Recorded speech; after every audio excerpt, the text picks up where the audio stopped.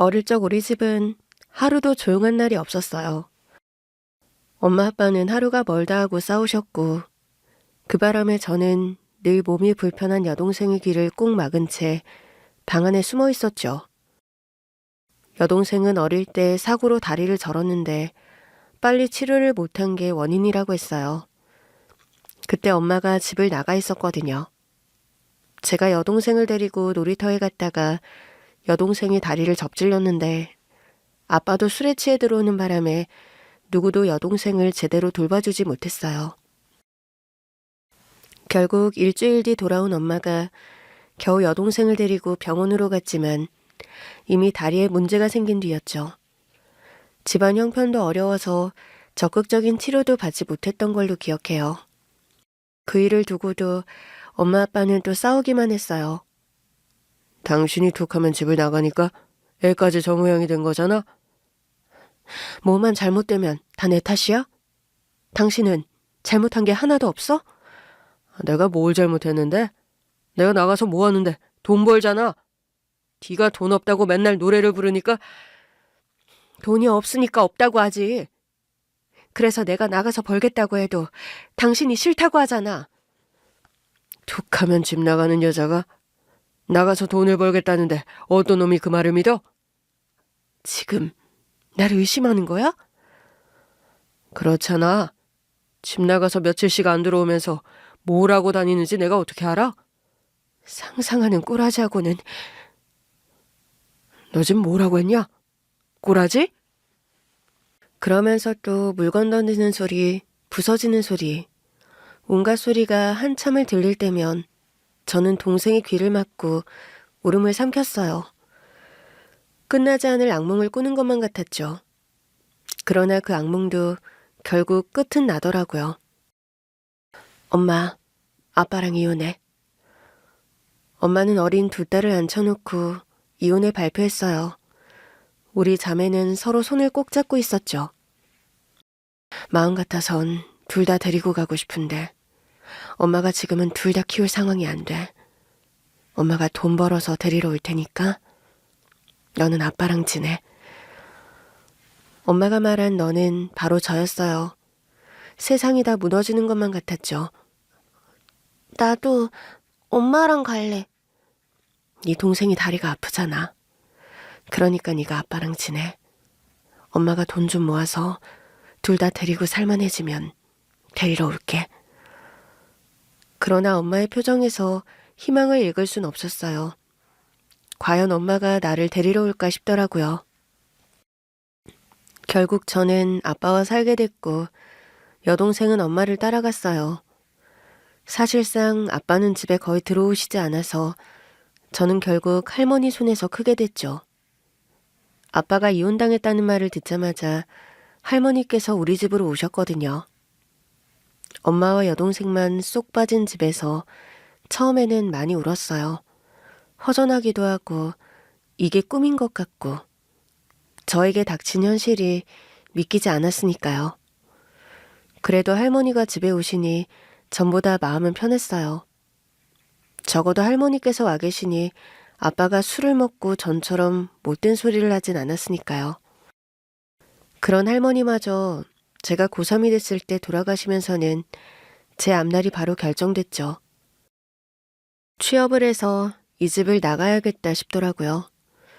제 결심이 섰을 즈음 웬일로 아빠가 저한테 말을 다 걸더라고요. 대학 가야지? 안 가려고. 왜? 아빠가 그것도 못 해줄까 봐? 그거 해줄 돈 있으면 그냥 줘. 나가서 자취할래. 뭐? 자취? 취업해서 혼자 살래. 사실 정말 큰 용기를 내서 한 말이었거든요. 어쩌면 아빠가 전에 엄마한테 하던 것처럼 크게 화를 낼 수도 있다고 생각했어요. 그러면 오늘 밤 바로 짐을 챙겨서 내일 학교 가는 길에 집을 나가야겠다고 결심까지 한 상태였어요. 그런데 아빠가 별말 없이 통장을 주더라고요.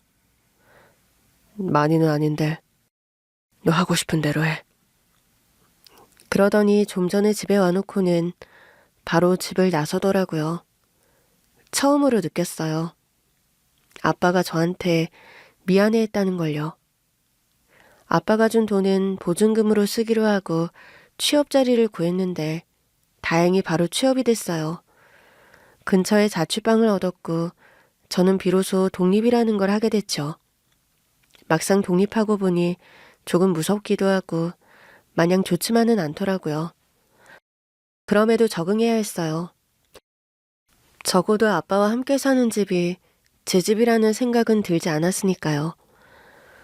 처음에는 작은 기업에서 영업직일을 했는데 경력이 쌓이면서 영업 실적이 좋다 보니 좀 더 좋은 회사로 이직하게 됐어요. 회사 근처에 병원이 있었는데 한 번씩 몸이 안 좋을 때면 그 병원에 들렀어요. 영업직이라 외근이 작기도 하고 출퇴근도 자유로운 편이었거든요. 그 즈음에는 오피스텔을 얻어서 살고 있었어요. 원래 얻었던 자취방은 좀 더 세가 저렴한 동네에 얻었던 터라 회사와 거리가 좀 있었거든요. 부담은 좀 되지만 그래도 가까운 오피스텔이 낫겠다 싶어 살기 시작했는데 한 번은 병원에서 뵌 의사 선생님과 엘리베이터 앞에서 딱 마주친 거예요. 어머, 선생님.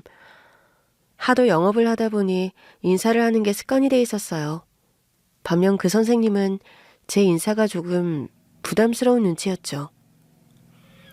아, 안녕하세요. 어머, 이 오피스텔 사시나 봐요. 저도 여기 살거든요. 아, 예. 그럼 이만. 그러면서 휘잉하니 가버리는 게 아니겠어요? 진료봐 주실 때는 꽤 친절한 분이었는데 밖에서 보니 아주 의외다 싶었죠. 사생활을 중요하게 여기는 분인가 싶기도 해서 앞으로는 좀 조심해야겠다 싶었어요. 그러나 같은 오피스텔에 살아서인지 자꾸만 그분과 마주치게 되더라고요. 그날도 엘리베이터 앞에서 딱 마주쳤는데 머쓱해서 고개만 슬쩍 숙여 인사했는데 그분도 똑같이 인사를 받았어요. 그렇게 1초가 10분 같은 엘리베이터 안에서의 시간이 흘렀죠. 문이 열리고 급히 내리는데 갑자기 그분이 말을 걸더라고요. 요즘은 병원에 안 오시네요? 네? 요즘은 안 아파서요. 아, 그럼 이만. 그러더니 얼굴이 벌개져서는 또 휑하니 가버리는 겁니다. 진짜 뭐지? 싶더라고요. 한동안은 그러다 또 하루는 몸이 안 좋아서 병원에 갔는데 그 선생님께 진료받는 게 꺼려지더라고요. 그래서 카운터에 물어봤죠. 혹시 다른 선생님께 진료받을 수 있을까요? 이미 배정돼서 바로 다음 순서인데 바꿔드릴까요? 그럼 더 오래 기다리셔야 할 텐데. 바로 외근이 있어서 더 기다릴 시간은 없었어요. 그래서 알겠다고 진료실에 들어갔죠.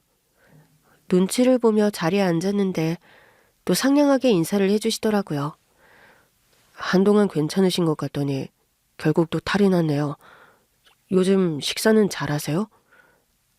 네? 그게 바빠서 못 먹을 때도 있긴 하죠. 식사 잘하셔야 해요. 모든 몸의 문제는 결국 면역력의 문제니까요. 잠은요? 네? 아, 자려고 노력은 해요. 아니던데. 네? 늦은 밤에도 불 다 켜져 있고. 그 말을 하다 말고 의사 선생님이 당황한 듯 말을 멈추더라고요. 저도 놀랐어요. 내 오피스텔 불이 켜져 있는 건 안다니 희한하다 싶었죠. 그게 바로 옆집이다 보니까. 우리 바로 옆집에 살아요? 매번 엘리베이터 앞에서 마주치긴 했지만 같은 층이라고만 생각했지 옆집이라고는 생각도 못했던 것 같아요. 결국 진료는 또다시 어색한 분위기 속에서 마무리되고 말았죠. 그런데 그날부터는 뭔가 의사 선생님을 밖에서 봐도 어색하지도 않고 그냥 덤덤하게 지나가게 되더라고요. 뭔가 여유가 생겼달까요? 영업직으로 살다 보니 저에게 호감을 보이는 남자들이 꽤 있었어요. 그렇다 보니 저 의사 선생님의 이상했던 반응이 뭔지 점점 깨달아갔던 거죠. 하지만 우리가 어떤 사이로 발전할 거라는 생각은 하지도 못했던 것 같아요. 그냥 이러다 말겠지 했는데 하루는 밤늦게 집에 왔는데 그 의사 선생님이 집 앞에서 저를 기다리고 있는 겁니다. 어? 선생님, 퇴근이 늦으셨네요? 제가 영업직이라서요. 그때 제가 업무상 술을 한 잔 걸친 상태였거든요. 술 마셨어요? 그런데 동시에 제 배에서 꼬르륵 소리가 난 겁니다. 잠깐 들어올래요? 라면 끓여줄게요. 지금껏 마주치기만 해도 굳어버리던 사람이 자기 집으로 저를 초대하더라고요. 지금 생각해보면 겁도 없었던 것 같아요.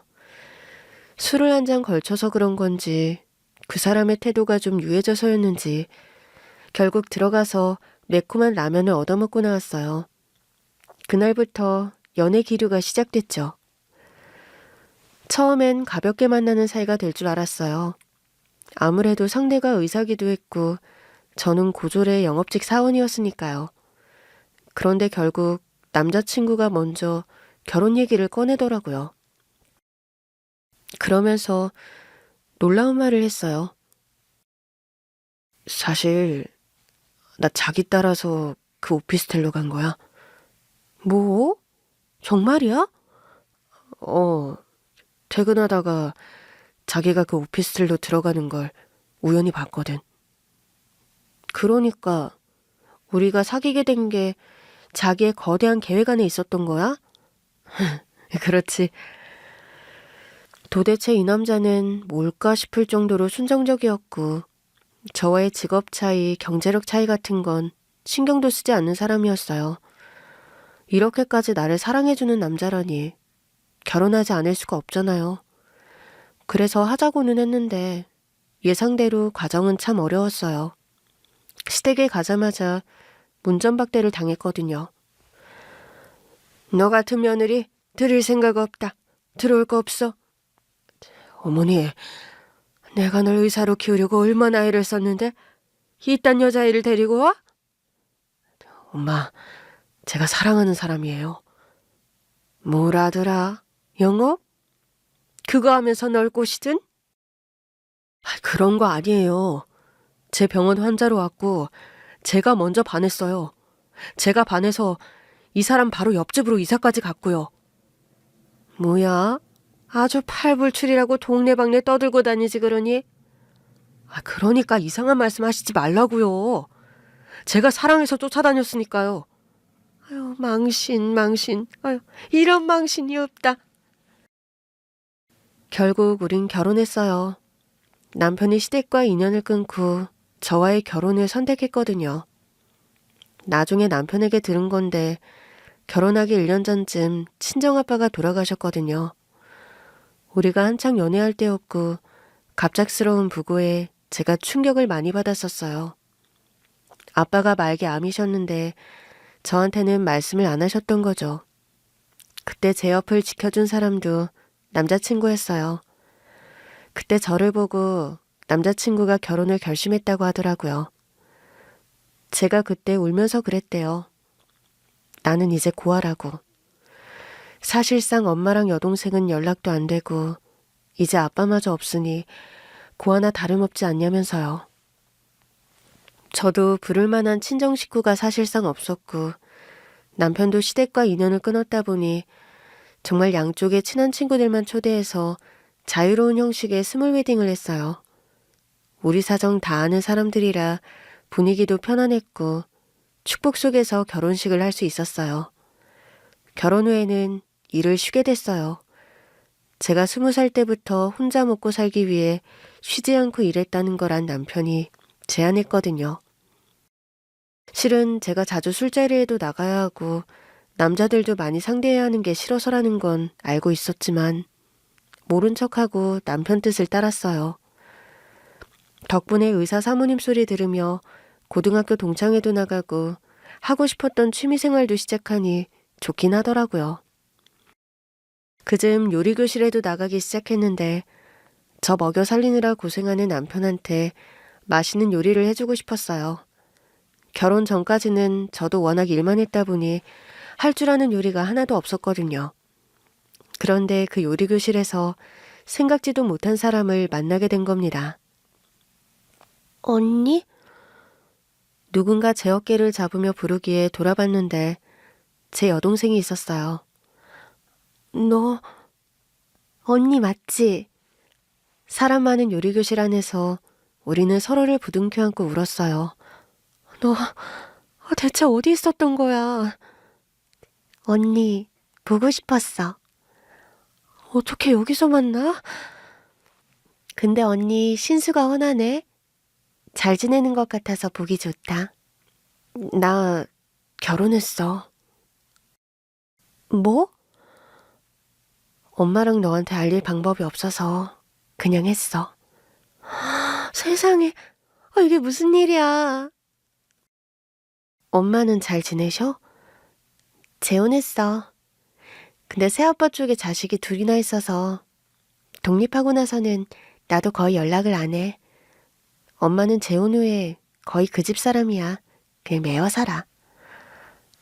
그랬구나. 너도 많이 외로웠겠다. 언니는?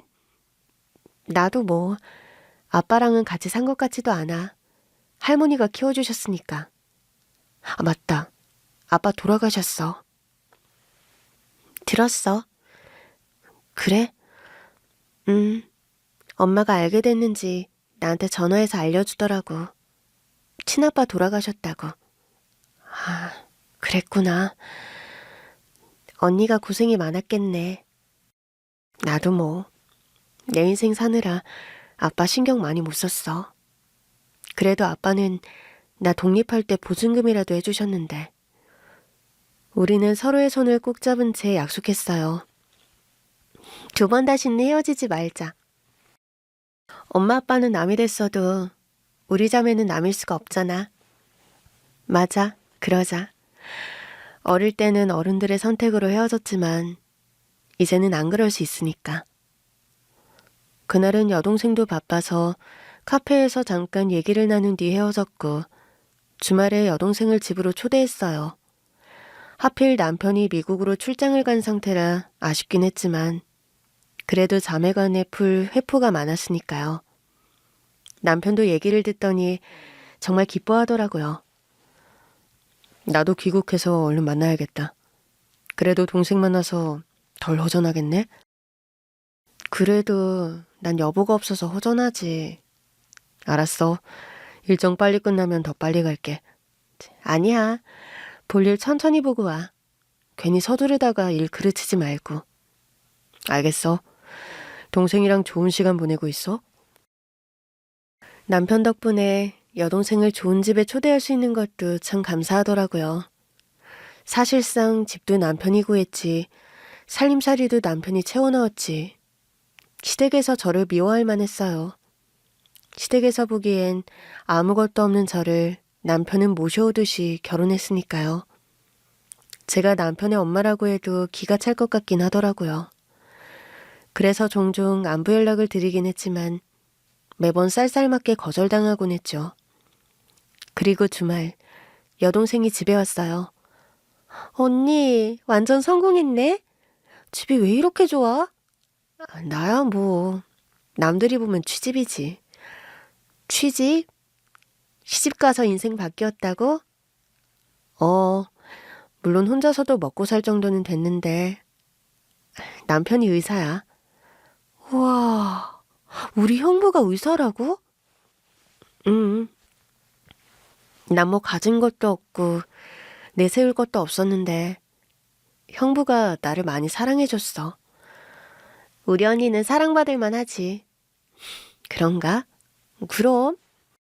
어릴 적 부모님의 이혼으로 헤어졌던 여동생과 극적으로 만나니 든든한 지원군을 만난 것처럼 자존감이 쑥쑥 올라가더라고요. 그때 여동생이 물었어요. 형부, 미국에 출장 갔다고 했지? 형부도 너 보고 싶대. 당연히 봐야지. 나 사진 좀 보여줄 수 있어? 그럼. 원래는 거실에 결혼사진 걸려고 했는데 아직 액자를 못 맞췄어. 저는 여동생에게 결혼식 사진을 보여줬고 사진을 본 여동생이 화들짝 놀랐어요. 미쳤네? 이 사람이 형부라고? 그러면서 기절할 듯 놀라는 겁니다. 왜 그래? 아는 사람이야? 정말 이 사람이 우리 형부야? 맞는데. 왜 그러는데? 말도 안 돼. 진짜 미쳤다. 뭐가 미쳤는데? 좋은 의미야, 나쁜 의미야? 나 형부 만난 적 있어. 어디서? 여동생이 믿을 수 없는 얘기를 하더라고요. 사실 내가 심장이 안 좋거든.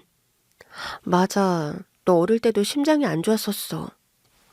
혹시 병원에서 본 거야? 아니, 그건 아닌데 비슷한 도움을 받긴 했지. 너무 궁금하더라고요. 내가 막 쇼핑몰 사업 시작했을 때였어. 심장도 안 좋은데 다리까지 이러니까 더 무리했을 거야. 추운 겨울에 혼자서 옷을 이고지고 가는데 갑자기 가슴에 통증이 심하게 오더니 그 자리에서 쓰러진 거야. 나 이대로 가는 건가 싶고 점점 의식도 흐려지는데 갑자기 누가 달려오더니 심폐소생술을 해주는 거야. 정신을 차렸을 때 형부가 눈앞에 있었어. 괜찮냐고 물어보는데 멍하니 고개를 끄덕이니까 형부가 막 화를 내는 거야. 심장이 이렇게 안 좋은 사람이 날도 추운데 이렇게 무거운 것까지 들고 강한 노동을 하면 되겠냐 안 되겠냐 그러면서 뭐라고 하는데 나 반할 뻔했잖아. 뭐? 진짜로 우리가 자매가 맞긴 한가 봐. 솔직히 좀 설렜었어. 물론 그때 이후로는 본 적도 없고 가끔 생각날 때면 이상하게 언니 생각이 났는데 저런 사람이 우리 언니랑 만나면 참 잘 어울리지 않을까 싶어서. 어릴 때 빼곤 날 본 적도 없으면서? 아무리 어릴 때라도 언니가 어떤 사람이었는지는 기억하지. 언니가 얼마나 좋은 사람이었는데. 엄마랑 아빠가 싸워도 내 귀를 막고 날 보호해주고 다리 아픈 나를 맨날 업어주고. 맞다. 내가 업어주기도 했었지. 행여나 내가 애들한테 놀림받을까봐 늘 우리 방까지 데려다주고 데리러 오고 그랬잖아. 그런 우리 언니가 저렇게 듬직한 남자 만나서 행복하게 잘 살고 있었으면 좋겠다 했지? 그랬어? 근데 진짜 만났네? 네가 빌어줘서 만났나 보다. 어? 정말 그런가? 난 정말 생각도 못한 만남이었거든. 처음에는 오히려 나를 싫어하는 줄 알았는데 알고 보니 나 따라서 이사까지 해서 옆집 남자까지 했더라니까.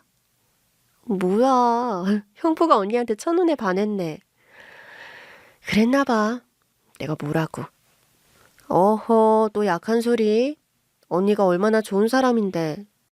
그래서 하늘이 외로운 언니 삶에 형부같이 좋은 사람을 보내줬나 보다. 너는 만나는 사람은 있고? 아니, 난 없어.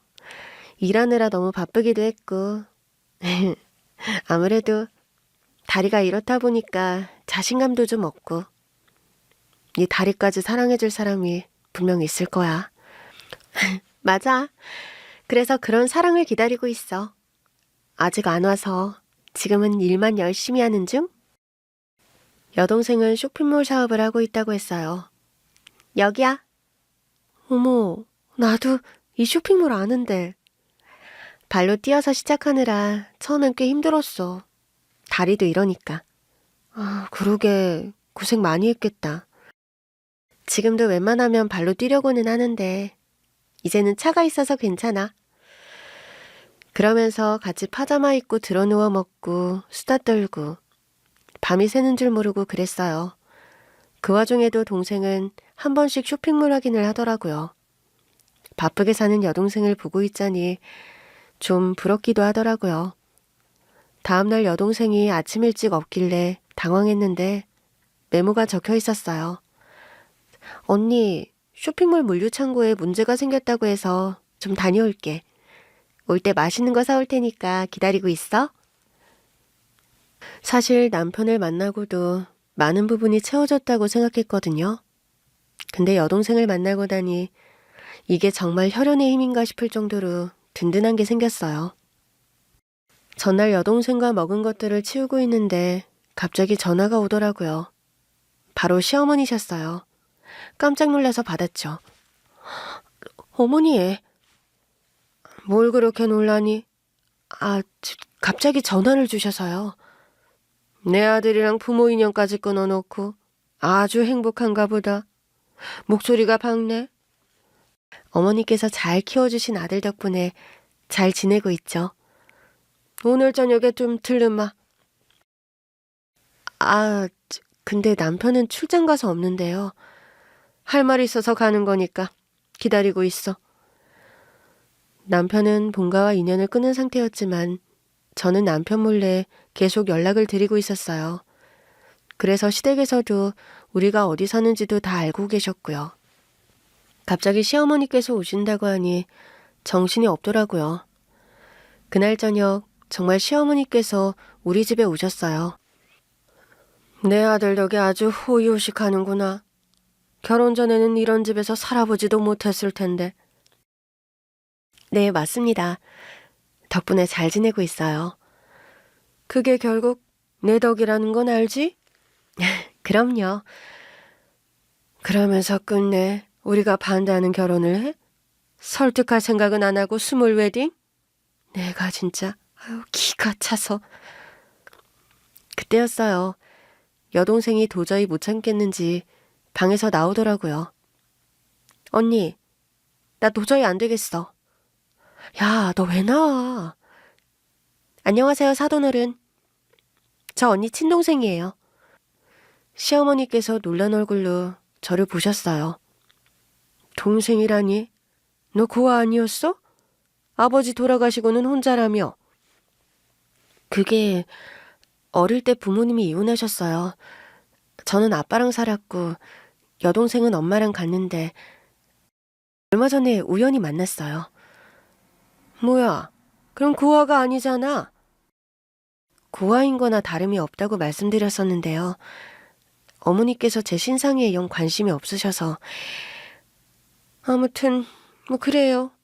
반갑네요. 언니 집에 와 있었나 봐요. 네. 언니가 잠깐 방에서 좀 기다려달라고 해서 조용히 있으려고 했는데 도저히 못 듣겠어서요. 저희 언니를 상당히 무시하시네요. 우리 언니가 비록 고아나 다름없이 자랐지만 우리 언니 진짜 좋은 사람이에요. 우리 언니가 얼마나 착하고 사랑도 많은데요. 아마 형부도 그래서 우리 언니를 좋아했을걸요? 사돈 처녀, 언니 위하는 마음은 알겠는데 상당히 버릇이 없네요. 왜요? 우리가 이혼 가정이라 가정교육을 제대로 못 받아서 그런 걸로 보이세요? 아니요. 저 밖에 나가면 예의 있게 잘해요. 그런데 먼저 예의를 안 지키신 건 어르신이죠. 시어머니께서 한숨을 쉬시더라고요. 내가 오죽하면 이러겠어요. 귀하게 키운 내 아들이랑 결혼할 거면 우리를 설득해서 제대로 하든가 해야지. 둘이서 스몰 웨딩 해놓고는 결혼했다고 박박 우기는데 내가 속이 안 터지겠냐고요. 그러면 진즉에 허락을 해주시지 그랬어요. 들어보니 형부가 언니를 먼저 좋아했던데요.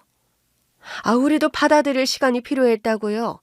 그런데 날름 결혼부터 해버리니 내 입장이 뭐가 돼요? 친척들한테 말하기도 부끄럽다고. 그렇게 남의 시선이 중요하신 분이니 우리 언니를 마음에 안 들어 하셨겠죠. 근데 참 이상하네요. 우리 언니 참 잘 살았던데 자기 환경에서 일 열심히 해서 혼자서 벌어먹고 살았으면 잘 산 거 아닌가요? 그냥 우리 집안 기준에는 안 맞는다는 뜻이에요. 그걸 사돈 처녀가 어떻게 이해하겠어요? 어떤 기준에서 안 맞는데요? 아니, 돈이 없으면 학력이라도 있던가 학력이 없으면 돈이라도 있던가. 그렇다면 그건 사돈어른께서 잘못 알고 계신 것 같네요. 내가 뭘 잘못 알고 있다는 거예요? 제가 언니 동생이잖아요. 우리 언니 돈 있어요. 그것도 꽤 있을걸요? 저는 놀라서 동생을 봤어요. 우리 언니가 이제야 저를 만나서 몰랐겠지만 제가 사업으로 돈 꽤나 번 여자예요. 그런 제가 언니 동생이니까 언니 친정은 돈이 많은 집이죠? 아니지. 젊은 아가씨가 돈을 벌어봤자 얼마나 번다고? 사돈어른께서 요즘 세상 돌아가는 걸 영 모르시는 것 같네요. 젊은 아가씨들이 돈을 얼마나 잘 버는 세상인데요. 그래봤자 우리보다 있을까? 그럼 자산 수준 공개하시죠. 저도 할게요. 갑자기 동생이랑 시어머니가 자산 수준으로 경쟁하기 시작하더라고요. 서로 사는 집부터 재산 정도를 배틀하듯이 공개하는데 놀랍게도 제 여동생이 이기더라고요. 어때요? 제가 더 부자 맞죠? 시어머니께서 당황한 얼굴로 저랑 여동생을 번갈아 보시더라고요. 강남에 건물이 있다고요? 네. 사업 수익으로 가장 먼저 한 게 건물이랑 땅 산 거예요. 지금은 임대 수익만 해도 넘치게 먹고 살지만 그래도 하던 쇼핑몰도 열심히 하고 있어요. 시어머니는 당황하신 기색이 역력했어요. 여동생이 호기롭게 말하더라고요. 그러니까 이제부터는 우리 언니 무시하지 마세요. 적어도 경제력은 우리 언니가 형부네 집보다 더 좋으니까요. 시어머니께서 저를 보며 그러시더라고요. 잘난 여동생을 둬서 아주 좋겠구나. 솔직히 좋네요. 어머니께서 이렇게 당황하시는 거 처음 봐서요. 뭐야? 솔직히 그렇잖아요. 저는 제 인생 열심히 산 것밖에 없는데 제 삶을 다 부정하셨잖아요. 부모님이 이혼한 것도 제가 뭐 원해서 된 일도 아니고 아빠는 워낙 양육에 관심이 없으신 분이었고 그래서 할머니 손에서 자라게 된 건데 대학에 가려면 갈 수는 있었는데 제가 안 갔어요. 아빠가 겨우 벌어서 주신 돈인 것도 알고 있었고 어설프게 대학 다니면서 시간 보내느니 하루라도 빨리 취업해서 독립해서 살고 싶었고요. 비록 집안 형편도 분위기도 엉망이었지만 제 나름 성실하게 잘 살아왔거든요. 남편도 그런 저를 애틋하게 생각해줬고요. 저는 남편만 보고 결혼했어요. 시댁 생각했으면 못했을 거예요. 솔직히 저 팀장 진급도 앞두고 있었고요. 실적도 나쁘지 않아서 연봉도 나쁘지 않았고요. 혼자 살다가 또 다른 사람 만나서 결혼할 수도 있었을 거예요. 좀 더 모은 뒤에 있다면 적어도 이런 취급은 안 받았겠죠. 근데 남편이 부족한 저를 너무 사랑해줘서 사랑받고 살고 싶어졌어요. 그래서 결혼한 거예요. 돈 많은 여동생 만나니 말도 아주 잘하는구나. 지금껏 제대로 말 한마디 못하더니. 저 원래 말 잘하는데요. 저 영업했잖아요. 얼씨구. 그러더니 시어머니께서 물이라도 내오라고 하시더라고요. 너랑 네 동생까지 편먹고 입씨름했더니 목이 다 마르다. 과일도 좀 드릴까요? 나 관리해야 해. 그냥 물만 줘. 물을 내왔더니 그 자리에서 벌컥벌컥 드시고는 컵을 탁 내려놓으시더라고요. 순간 움찔했는데 여동생은 여전히 그 모습을 째려보고 있었어요. 사돈 처녀도 그만 째려보고 앉아요. 내가 할 얘기가 있어서 온 거니까. 맞다. 어머니 할 말이 있다고 하셨죠. 야, 너도 앉아. 여동생은 잠깐 망설이더니 결국 제 옆에 딱 붙어 앉았어요. 뭐 아무튼 두 자매의 우애도 알겠고 너 열심히 살아온 것도 알겠어. 근데 오늘 온 건 싸우려고 온 건 아니야. 사돈어른께서 오자마자 언니한테 뭐라고 하셨잖아요. 아유 글쎄 그건 나도 맺힌 게 있어서 그런 거고 오늘은 그런 얘기하려고 온 게 아니라니까요. 그럼 뭔데요? 결혼식! 순간 저도 여동생도 어리둥절했죠. 어머니, 결혼식이라뇨. 결혼식을 좀 다시 해야겠다. 너 혹시 애 가진 건 아니지? 아, 네, 아직이요. 빨리 가지려고 하고 있긴 해요. 그래, 뭐 그 생각은 마음에 드는구나. 어쨌든 애 가지면 몸이 힘드니까 일단 결혼식부터 다시 하자고. 호텔 결혼식으로 할 거야. 그렇게 알아. 어머니, 갑자기 무슨 말씀이신지. 네 남편은 날 차단한 건지 전화를 받지도 않고 메시지를 남겨도 답이 없잖아. 내가 답답해서 왔어. 그래도 네가 말하면 들을 거 아니야. 네가 설득 좀 해. 다시 양가 어른들 모셔놓고 결혼식 다시 하자고. 결혼식을 다시요? 아, 그럼 어른들도 없는 결혼식 해놓고 너희들끼리 했으면 끝난 거야? 아, 이제라도 제대로 해서 양가 하객들도 제대로 초대하고 내 아들이 결혼했다는 사실은 알려야 할 거 아니야. 그러니까 지금 저희 결혼을 허락하신다는 거네요? 아, 이미 너희들끼리 결혼했으니 허락하고 말고 할 게 뭐 있어. 결혼식이나 다시 해서 제대로 양가 친척들도 모시자는 거지. 너무 크게 할 건 없는데. 그래도 호텔 예식 정도는 해야 이방 아이는 안 오를 것 같아. 아, 양가에 말 많고 트집 잡는 사람들이 많아서. 솔직히 당황스럽기도 하고 감동스럽기도 했어요. 남편한테는 제가 말할게요. 어머니께 연락드리라고도 계속 하고 있는데 말을 안 들어요. 에휴, 나한테 섭섭하다 이거겠지. 걔가 지금껏 나한테 고집을 피운 적이 한 번도 없었거든. 내가 너 반대하니까 나한테 찾아와서 그러더라. 지금껏 어머니 하라는 대로 다 하고 살았는데 내가 평생 같이 살고 싶은 여자도 내 맘대로 못 고르냐고. 이번만큼은 양보 안 한다. 나는 그 사람이랑 살아야 행복하다 그러는데 아휴, 기가 차서 진짜. 내 아들한테 섭섭한 걸 자꾸 너한테 풀게 된다. 우리 시어머니가 하던 버릇을 똑같이 하고 있어. 안 그러겠다고 다짐했었는데 내 아들이 결혼 앞에서 내 뒤통수를 칠 줄 누가 알았겠냐고. 나로선 그런 충격이었다 이거니까 사돈 처녀도 그만 따지고요. 마침 여동생이 한마디 하려던 차였거든요. 여동생도 말을 삼키더니 그랬어요. 언니 결혼식은 저도 같이 준비할래요. 사돈 처녀도? 네. 이번에는 엄마도 오실 거니까 언니도 혼주석에 앉을 사람도 있을 거예요. 사실 친정엄마랑도 연락이 닿은 후였거든요. 제 목소리를 듣더니 펑펑 우시더라고요. 약속을 못 지켜서 미안하다면서 마침 남편이 귀국하면 같이 찾아뵐 예정이었어요. 시어머니께서는 잘 됐다는 듯 고개를 끄덕이셨어요. 아, 이게 진짜 결혼식이지. 너희들끼리 친구들 불러놓고 하는 건 그냥 파티 아니니?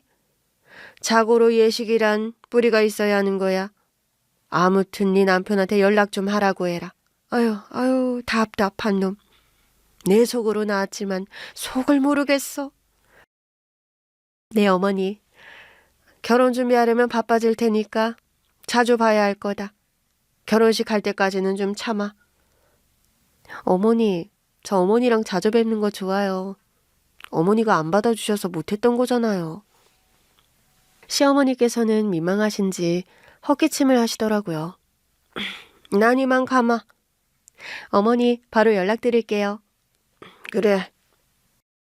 시어머니께서 가신 뒤 여동생이 신기하다는 듯 말했어요.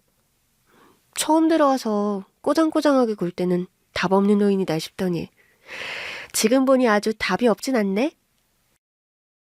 아들이 하나거든. 섭섭해서 그러셨겠지. 나도 그 마음 알 것 같아서 안부 연락은 계속 드렸었어. 그랬더니 이런 날이 오네? 그것 봐. 우리 언니가 얼마나 마음이 넓은 사람인데. 하여튼 우리 언니가 더 아깝다 이거야. 아유, 알겠으니까 그만 좀 하네. 그래도 사돈 어른인데 좀 너무했나? 아니 뭐, 난 내 편이 있어서 좋긴 했지. 그래도 앞으로는 그러지 마. 이제는 좀 풀리신 것 같으니까. 나도 어려워서 그렇게까지는 못하는데 너 대단하더라. 막말로 내 시어머니도 아니고 내가 못할 건 없지. 그리고 언니한테 잘하면 당연히 나도 잘하지. 아까는 나도 화가 나서 그랬던 거야. 남편이 돌아온 뒤 그간 있었던 모든 이야기를 들려주니 재미있어 하더라고요. 우리 처제가 우리 어머니를 이긴 거야? 봐주신 거겠지. 어머니도 좋은 마음으로 오신 거니까. 그나저나 신기하네. 내가 살린 그 아가씨가 처제였다니. 당신도 기억나? 얼굴 보면 기억날 것 같아. 흔한 일은 아니니까. 내일 올 거야. 내 동생은 그때 보면 되는 건데. 어머니 번호 차단했어? 남편이 머쓱한 눈치였어요. 계속 연락이 오길래 받기도 싫었어. 그간 당신이 어머니랑 연락하고 있을 줄은 몰랐네. 어떻게 그랬어? 나라면 연락도 하기 싫었을 것 같은데. 나한테는 감사한 분이잖아.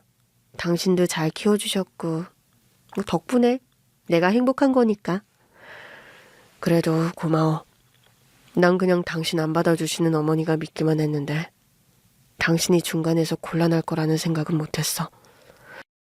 차라리 내가 의절하는 게 당신한테 편한 길이라고만 생각했지. 솔직히 안 편했다고는 못하겠어. 어머니께서 날 안 좋아하셨으니까. 근데 오셔서 결혼식 얘기하는 거 보니까 마음이 좀 풀리신 것 같더라고. 그러니까 당신도 이제 그만 차단 풀고 연락드려. 결혼식 다시 하는 건 하는 게 좋을 것 같아. 어머니께서 저렇게까지 용기 내서 먼저 손 내미셨는데 우리도 응해야지. 그럼 전에 초대했던 친구들은 어떡하지? 축의금을 2번 내라고 할 순 없잖아. 축의금 면제해주자. 면제 쿠폰이라도 만들어서. 그거 재밌긴 하겠네. 근데 어머니는 그냥 양가 친척들만 부르자고 하시는 것 같아. 당신도 부를 친척들이 있어? 엄마 만나면 알아서 정리해 주시지 않을까? 맞다. 내일은 장모님 뵙기로 했지? 솔직히 어머니 제안에 감사했어. 이렇게 여동생이랑 다시 만나고 나니까 엄마랑 여동생 없이 결혼한 게 좀 아쉬웠거든. 타이밍이 참 기가 막히달까? 그렇다면 나도 찬성? 난 당신이 좋다고 하면 무조건 할 거니까. 그럼 어머니께 연락드리는 거다. 알겠어. 내일 날 밝으면 연락드릴게. 그렇게 어쩌다 보니 2번째 결혼식을 준비하게 됐어요. 일단은 우리 친정엄마에게 남편을 소개하는 게 먼저였지만요. 남편이랑 여동생까지 같이 친정엄마 집에 갔더니 그 집 식구들이 다 기다리고 있더라고요. 우리 큰딸. 세상에 이렇게 컸구나. 결혼까지 하고 정말 장하다. 엄마, 잘 지냈어? 그냥 살았지. 재혼하고 나서는 정신이 하나도 없었어. 이 집 식구 되려고 애쓰면서 살았어. 엄마도 고생이 많았네. 우리 딸 미안해. 엄마가 형편되면 데리러 간다고 약속도 했었는데 그 약속 못 지킨 게 평생 한으로 남을 거야. 그러지 마. 나 잘 지내고 있잖아. 여기 엄마 사위. 세상에 고마워요. 아니지, 그래도 사위인데. 고마워. 정말 고마워. 우리 딸 사랑해주고 좋은 환경에서 살게 해줘서. 아닙니다, 장모님. 제가 이 사람 때문에 사는 거예요. 이 사람 만나고 인생이 참 재밌어졌습니다. 늘 하라는 대로 공부하고 의사 되고 나서도 반복되는 삶에 무기력했었거든요. 그런 게 인연이지. 사실 나도 이혼하고 딸 하나 키우면서 좀 허탈했었어. 그러다 지금 남편을 만나서 여기에라도 뿌리 내리고 살 생각만 했던 것 같아. 우리 딸들한테는 죄인이야. 처제도 잘 지내고 있고 아내도 잘 지내니까 이제는 너무 자책하지 마세요. 그때 여동생이 말했어요. 엄마, 아무래도 형부랑 우리랑 특별한 인연인 것 같아. 응? 이게 무슨 소리야? 안 그래도 오면서 한참 얘기하면서 왔어. 그렇죠, 형부? 처제. 사실 저희가 예전에 만난 적이 있더라고요. 저도 처제 보고 나니 기억이 났고요. 자네랑 우리 둘째 딸이랑? 네, 제가 처제 생명을 구해준 적이 있었어요. 혹시 그때야? 우리 딸 길에서 쓰러졌을 때? 엄마도 기억하네.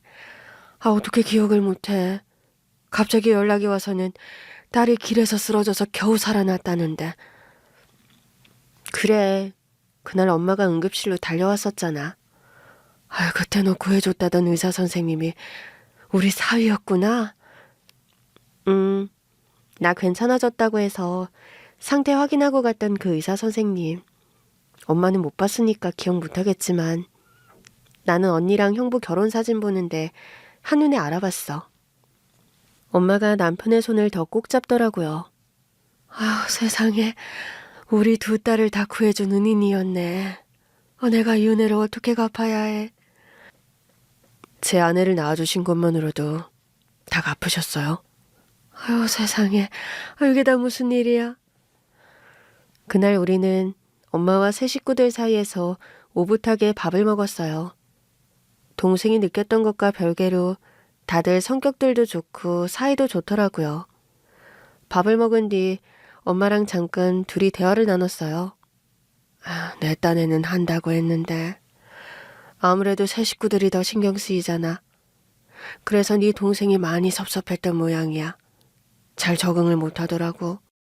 내 엄마를 뺏긴 것 같고 그랬겠지. 시간이 더 지나면 엄마를 이해할 수 있을 거야.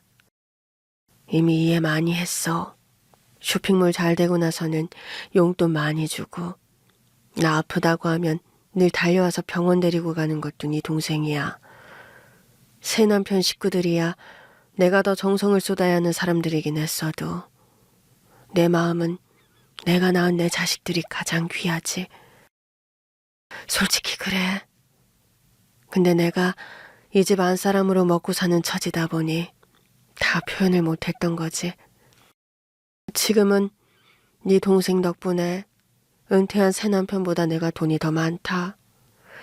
그래서 요즘은 늘 나한테 밥 얻어먹던 사람이 밥도 해주고 청소도 하고 빨래도 하고 그래. 잘난 둘째 덕분에 엄마도 나도 덕을 보네. 둘째 덕분에 시어머니도 한풀 꺾였어. 정말? 아니 왜 널 무시해?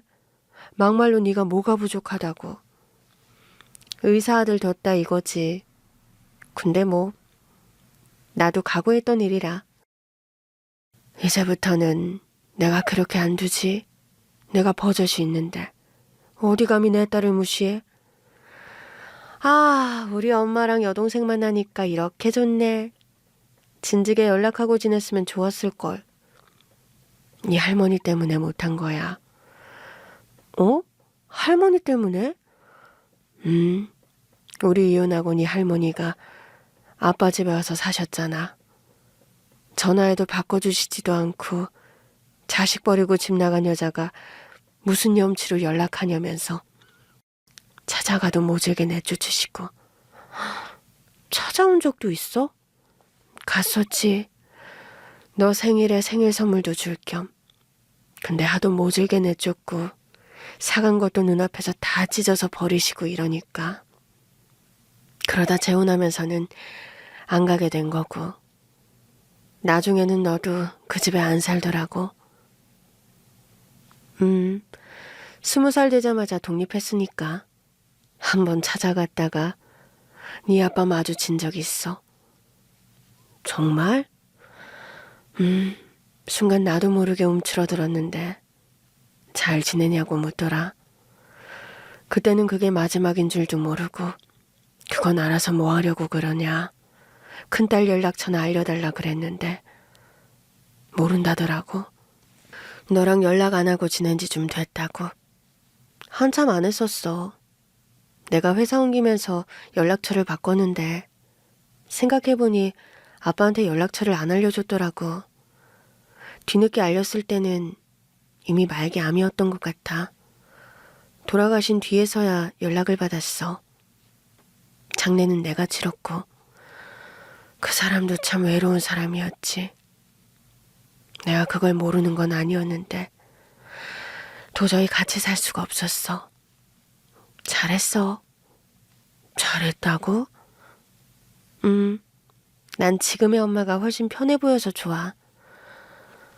넌 내가 없어서 힘들었을 거 아니야. 그래도 할머니가 있어서 아빠가 얌전했어. 물론 할머니가 엄마랑 연락을 끊게 한 줄은 몰랐지만 할머니도 나한테 화가 나서 그러셨겠지. 자기한테는 귀한 아들이었을 텐데 그 아들 버리고 간 내가 뭐가 예뻤겠니? 시간이 지나니까 서로가 좀 이해가 되네. 그러게 말이다. 그나저나 결혼식을 다시 하자고 했다고? 남편이 시댁이랑 의절하고 우리끼리 결혼식 했거든.